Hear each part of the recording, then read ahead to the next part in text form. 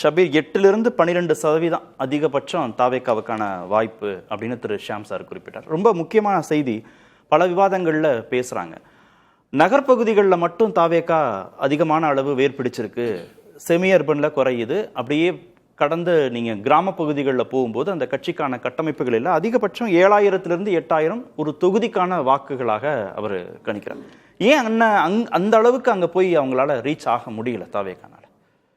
இந்த தேர்தல் ஆரம்பிக்கும் போது, தேர்தல் உச்சகட்டத்தை அடையும் போது தாவேக்கான்ற ஒரு கட்சியே காணாம போயிடும், களத்தில் இருக்காது. திமுக அதிமுக 2 பேரும் வரும்போது 2 ஜாம்பவான்கள் போட்டி போடும்போது தாவேக்கா என்ற இந்த அனுபவம் இல்லாத கட்சி, இந்த மார்ஜினல் பிளேயர்ஸாக இவங்க இருப்பாங்க அப்படின்னு சொல்லப்பட்டுச்சு.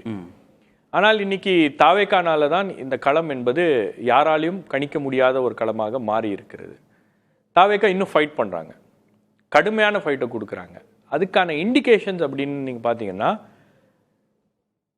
பெரிய பெரிய தலைகளாக இருக்கக்கூடிய, முகங்களாக இருக்கக்கூடிய திமுக அதிமுக அமைச்சர்களே மாற்று தொகுதிக்கு போய் பக்கத்து தொகுதிக்கோ அல்லது வேறு ஏதாச்சும் ஒரு தொகுதிக்கோ வேறு ஏதாவது ஒரு பகுதிக்கு போய் பிரச்சாரம் பண்ண காட்சிகள்லாம் நம்ம ரொம்ப குறைவாக சொற்ப எண்ணிக்கையில் தான் நம்ம அதை பார்க்க முடியும். ஸோ அந்த அளவுக்கு ஒரு கடுமையான போட்டி என்பது அவங்களுக்கு ஹோம் ஃப்ரண்ட்லேயே இருக்குது. அவங்களுடைய வலுவான தொகுதிகளாக இருக்கக்கூடிய பகுதிகளிலேயே அவங்களுக்கு அந்த மாதிரி ஒரு பிரச்சனை அப்படின்னு வருது. இன்னொரு விஷயம் பார்த்தீங்கன்னா, திமுக அதிமுகக்கு இருக்கக்கூடிய கட்டமைப்பு, இந்த கட்டமைப்பே தேர்தலில் பெரிய அளவுக்கு அவங்கள கொண்டு போய் சேர்த்துரும் அப்படின்னு பேசப்பட்டுச்சு. நீங்கள் ஈக்குவலாக பார்த்தீங்கன்னா தாவேக்காவும் பூத் மேனேஜ்மெண்ட்டுக்கு கிட்டத்தட்ட எல்லா பூத்லேயும் நான் போய் பார்த்தேன். நான் கோயம்புத்தூர் கட்டமைப்பே இல்லாமல் பூத் மேனேஜ்மெண்ட் எப்படி பண்ண முடியும்? அதாங்க நான் அதை சொல்ல வரேன். அதாவது கட்சி கட்டமைப்பு இல்லை அப்படின்னு நாம் நினைக்கிறோம். ஆனால் நீங்கள் பெருவாரியான பூத்தில் அவங்களுக்கு மினிமம் 300லேருந்து 400 பேர் இருக்காங்க. பிரச்சாரங்களில் கிட்டத்தட்ட ஒவ்வொரு பகுதிகளிலையும் அவங்க ஒருங்கிணைச்சு ஒரு 1000 பேர் பிரச்சாரம் பண்ணாங்க. நீங்கள் பெரம்பூர்லேயே 10,000 பேர் பிரச்சாரம் பண்ணுறாங்க. எல்லாமே பார்த்தீங்கன்னா ரொம்ப சாமானிய மக்கள். அவங்களெலாம் நீங்கள் ஒரு பொலிட்டிக்கல் பார்ட்டியில் இவங்க இருப்பாங்களா அப்படின்ற கேள்வி தான் வரும். அவங்கள பார்க்கும்போது அந்த தோரணெல்லாம் ஒன்றும் இருக்காது. அப்படி தான் அவங்களுடைய பிரச்சாரங்கள் என்பது நடக்கிறது. நீங்கள் காற்று எந்த பக்கம் வீசுது, நகரங்களில் தாவேக்காவை நோக்கி காற்று என்பது ரொம்ப வலுவாக வீசிக்கொண்டு இருக்கிறது. அதுதான் கீழேருந்து வரக்கூடிய ரிப்போர்ட்ஸ்லாம் சஜஸ்ட் பண்ணுது. செமி அர்பன் ரூரல் பாக்கெட்ஸில் உங்களுக்கு ஒரு சைலண்ட் வேவ் இருக்குது. ஏன்னா இந்த பிரச்சாரம் என்பது நீங்கள் தெருக்களில் நடக்கின்ற பிரச்சாரத்தை தாண்டி இந்த தேர்தலில் வீடுகளில் பிரச்சாரம் நடக்குது. ஒவ்வொரு வீட்லேயும் இன்றைக்கி தேர்தலை பற்றி பேசுகிறாங்க.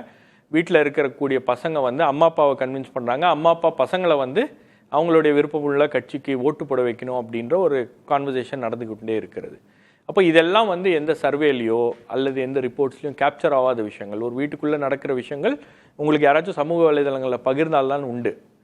பல வீடுகளில் மாற்றத்துக்காக வாக்களிக்க வேண்டும் அப்படின்ற ஒரு கேம்பெயின் தான் பலரும் நடத்தி கொண்டு இருக்கிறார்கள். அதை பல பேர் அதை விரும்புகிறாங்க. நான் தமிழ்நாட்டில் இருக்கக்கூடிய கொங்கு பகுதிக்கும் போயிருக்கேன், டெல்டா பகுதிக்கும் போயிருக்கேன், அதே மாதிரி உங்களுக்கு சவுத்துக்கும் போயிருக்கேன். எல்லா பகுதிகளுக்கும் போய் பார்த்துட்டு வரும்போது உங்களுக்கு வாக்காளர்கள் மத்தியில் ஒரு கடுமையான அதிருப்தி என்பது இருக்கிறது. திமுக தாவேக்கா அப்படின்னு அந்த களத்தை மாற்றுற அளவுக்கு இருக்கா? இல்லை, உங்களுக்கு அதிருப்தி எந்த இடத்துல இருக்குன்னு பார்த்தீங்கன்னா, இந்த 2 கட்சிகள் மீதும் ஒரு அதிருப்தி இருக்கிறது. திமுக மீதும் இருக்கிறது, அதிமுக மீதும் இருக்கிறது. திமுக மீது இருக்கக்கூடிய அதிருப்தி என்பது இந்த 4.5 ஆண்டுகால ஆட்சி அல்ல நடந்திருக்கக்கூடிய விஷயங்களை தாண்டி இந்த 2 கட்சிகளுக்கும் நாம் மாற்றி ஓட்டு போட்டிருக்கோம். புதுசாக ஒரு நபர் வராருன்னா அவரை ஏன் தடுக்கிறீங்க, அவருக்கு ஏன் வாய்ப்பு கொடுக்கக்கூடாது அப்படின்ற அந்த சென்டிமெண்ட் ரொம்ப அதிகமாக இருக்கிறது. அந்த சென்டிமெண்ட் தான் இன்னைக்கு விஜய்க்கு நாம் பார்க்கக்கூடிய இந்த க்ரௌட், விஜய்க்கான அந்த கான்வர்சேஷன் இருக்கு இல்லையா, இந்த எலெக்ஷனில் ஒரு முக்கியமான ஃபேக்டராக விஜய் மாறி இருப்பதற்கு ஒரு மிக முக்கியமான காரணமாக அந்த ஃபேக்டர் அமைஞ்சிருக்கு. அது தமிழ்நாடு முழுவதும் இருந்து தமிழ்நாடு முழுவதும் 40% அளவுக்கு இந்த பேச்சு உங்களுக்கு நகர பகுதிகளிலும் இருக்கு, செமி அர்பன் பாக்கெட்ஸ்லயும் இருக்கு, ரூரல் பாக்கெட்ஸ்லயும் இருக்கு. பல இடங்களில் போகும்போது அந்த மாற்றம் அப்படின்ற ஒரு விஷயத்த பெண்கள் அதிகமாக பேசுகிறார்கள், இளைஞர்கள் அதிகமாக பேசுகிறார்கள். இல்லை, அதுதான் சதவீத கணக்கில் கேட்குறேன். இப்போ நீங்கள் திமுகவுக்கு 40% இருக்கு, 5% குறைஞ்சு அதிமுகவுக்கு 35% இருக்கு அப்படின்னா தாவேகாவுக்கு 8% 12% இருக்குன்னா இதை எங்க கன்வெர்ட் பண்ண போறாங்க? இல்ல Seat-ஆ நீங்க எங்க convert நீங்க பண்ண- நீங்க தாவேகாவுக்கு வந்து பொதுவா எல்லாரும் என்ன சொல்றாங்கன்னா தாவேகா அதிகமாக அதிமுக கிட்ட இருந்து தான் வாக்குகளை வந்து அவங்க எடுக்கிறாங்க. ம். அதிகமாக வாக்குகளை அதிமுக கிட்ட இருந்து எடுக்கிறாங்க. அதே அளவுக்கு ஈக்குவலான வாக்குகளை திமுக கிட்ட இருந்து எடுக்கிறாங்க அப்படின்னு தான் பார்க்குறோம். கடந்த முறை நீங்க யாருக்கு ஓட்டு போட்டீங்க அப்படின்னு கேட்டா நாங்க திமுகவுக்கு ஓட்டு போட்டோம், திமுக வரணுன்றதுக்காக ஓட்டு போட்டோம். இந்த முறை யாருக்கு போடுறீங்கன்னா நாங்க புதிதாக இருக்கக்கூடிய தாவேகாவுக்கு போடுறோம் அப்படின்னு வெளிப்படையாக சொல்றாங்க. சில பேர் வந்து ரொம்ப இறுக்கமா பேசுறாங்க, சொல்ல விரும்பல, ம். வச்சுக்கிறாங்க. மனசுக்குள்ள வச்சிருக்காங்க. அந்த அதாவது ஒரு இறுக்கம் இருக்கு மக்கள் மத்தியில அப்படின்னா அவங்க வந்து மாத்தி வாக்களிக்க போறாங்களா அப்படின்ற ஒரு இண்டிகேஷன் அப்படின்றது பல அனலிஸ்ட் அதை சொல்றாங்க.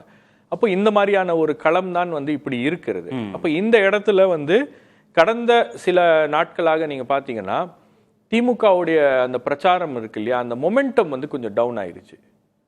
உங்களுக்கு திமுகவுடைய பிரச்சாரம் வந்து ரொம்ப அர்லியாவே பீக் ஆயிருச்சோ அப்படின்ற ஒரு கேள்வியும் என்பது இருக்கிறது. ஏன்னா உங்களுக்கு அந்த பிரச்சாரத்துடைய பிரச்சார துணி, அவங்க எடுத்த இஷ்யூஸ், இது எல்லாமே வந்து பெரிய அளவில் அவங்களுக்கு வந்து டேக் ஆஃப் ஆகலை, லிஃப்ட் கொடுக்கல. அதாவது நீங்கள் திமுகவுடைய கேண்டிடேட் லிஸ்ட் வந்த உடனேயே அதில் ஒரு பெரிய சுணக்கம் என்பது வருகிறது. சரி, அதை வந்து உங்களுக்கு மேனிஃபெஸ்டோ வந்து சரி செய்து விடுமா அப்படின்னு மேனிஃபெஸ்டோ வரும்போது மேனிஃபெஸ்டோவும் வந்து பேச்சு பொருளாக ஆகலை. நீங்கள் ஃப்ரிட்ஜு கொடுக்குறதோ சரி, அதே மாதிரி 8000 ரூபா கூப்பன் கொடுக்குறோம் அப்படின்னும் போது அந்த கூப்பன் எல்லாம் வந்து எந்த கட்சிக்குமே ஆகலைன்னு அதான் சொல்றேன். அப்ப எந்த கட்சிக்கும் வந்து அந்த கேம்பெயின் வந்து எந்த கட்சியோடைய மேனிஃபெஸ்டோவோ வாக்குறுதிகளோ, தேர்தல் வாக்குறுதிகள் மிக முக்கியமான தேர்தல் வாக்குறுதிகள், நீங்க மற்ற கட்சிகள்லாம் விடுங்க, கடந்த சில ஆண்டுகளாக தேர்தலை வந்து அந்த அந்த எலெக்ஷனேரிங்கை வந்து மாஸ்டர் பண்ணியிருக்கக்கூடிய திமுகவுடைய மேனிஃபெஸ்டோ வந்து பெரிய அளவுக்கு பேச்சு பொருளாக வரவில்லை களத்துல அப்படின்னும் போது அதுவே வந்து ஒரு பெரிய இண்டிகேஷனா நான் பார்க்கிறேன். அப்போ இந்த இண்டிகேஷன்ஸ்லாம் இருக்கு. இல்ல அது மக்கள் வந்து திமுகவுக்கும் கை கொடுக்கல, மக்கள் வந்து முடிவு செய்து தாவேகாவுக்கும் கை கொடுக்கல. மக்கள் முடிவு செய்து விட்டார்கள். மக்கள் வந்து யாருக்கு வாக்களிக்க வேண்டும், யாருக்கு வாக்களிக்க கூடாது அப்படின்றத ஏற்கனவே முடிவு செய்து விட்டார்கள். இதுல பெருவாரியான இளைஞர்கள், பெருவாரியான பெண்கள் வந்து தாவேகாவுக்கு வாக்களிக்கிறோம் அப்படின்னு ஓப்பனாவே சொல்றாங்க. ரொம்ப வெளிப்படையாக நீங்க வந்து இதுக்கு வந்து ஏஜ் குரூப் அப்படின்னு சொல்லுவாங்க.